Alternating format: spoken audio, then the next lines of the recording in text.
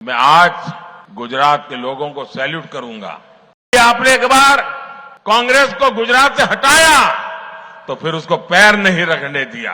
कांग्रेस की सभा में चाय की कितली लेकर के बेची जाती थी। देखो ये मोदी आया, ये मेरी मजाक उड़ाई जाती थी। देश ने उनकी हरकतों को ऐसा जवाब दिया जो कभी 400 सीट लेकर के बैठते थे वो 40 पर आ गए। इन्होंने मेरे माता पिता पर भी भला बुरा कहने में पीछे नहीं रहे। भाइयों बहनों, मैं आज गुजरात के लोगों को सैल्यूट करूंगा।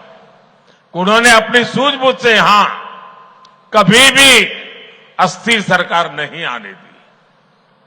आप किसी शॉर्ट टर्म प्रलोभन में नहीं पड़े। देश के कई राज्यों में राजनीतिक अस्थिरता ने उनका बहुत नुकसान किया है। राजनीतिक अस्थिरता ने उद्योगों को नहीं पनपने दिया। राजनीतिक अस्थिरता ने इन राज्यों को बड़े विजन के साथ काम नहीं करने दिया। आपने गुजरात को इन सब से बचा कर रखा है। इसलिए आपने एक बार कांग्रेस को गुजरात से हटाया तो फिर उसको पैर नहीं रखने दिया। साथियों, आज भी कांग्रेस के पास न मुद्दे हैं और न ही कोई विजन है और न ही उनके पास कोई काम करने का जज्बा है। आप याद कीजिए 2014 में जब मैं पहली बार लोकसभा के मैदान में आया तो 2014 में कांग्रेस के मुद्दे क्या थे? तब कांग्रेस ने यही चला, ये चाय वाला क्या करेगा, ये गुज्जू क्या करेगा, ये उसको गुजरात की समझ है, देश की क्या समझ है, ये दाल भात खाओ वाला क्या करेगा, यही चलता था।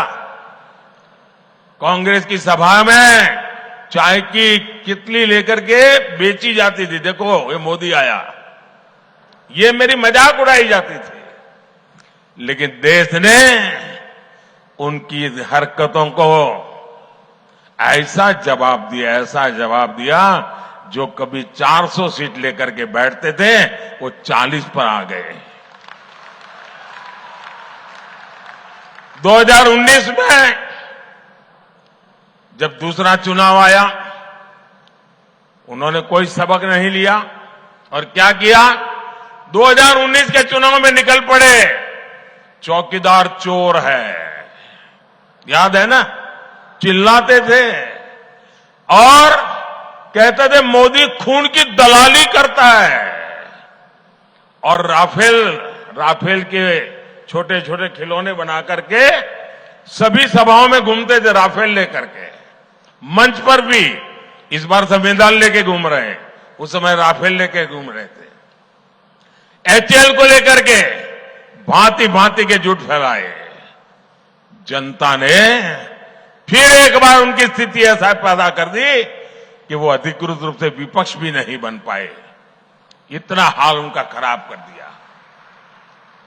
साथियों, 2019 के बाद इन्होंने मोदी का अपमान करने का अभियान और तेज कर दिया।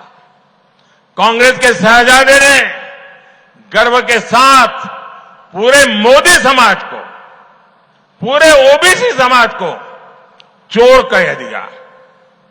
मोदी क्योंकि गुजरात से हैं, इसलिए पूरे देश में गुजरातियों के विरुद्ध नफरत फैलाने की एक भी मौका नहीं छोड़ा जा रहा है।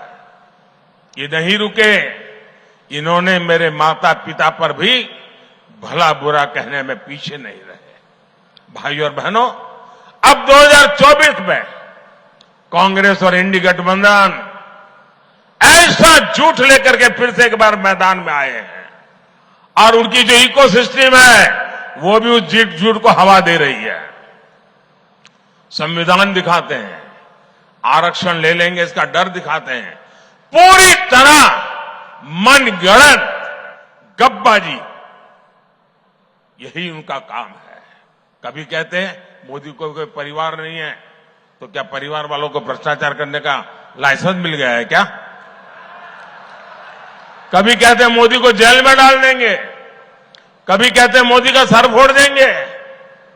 ऐसी ऐसी बातें लेकर के वो चुनाव के मैदान में उतरे हैं और देखिएगा इस बार भी ये पहले से कम सीटों में सिमट जाएंगे।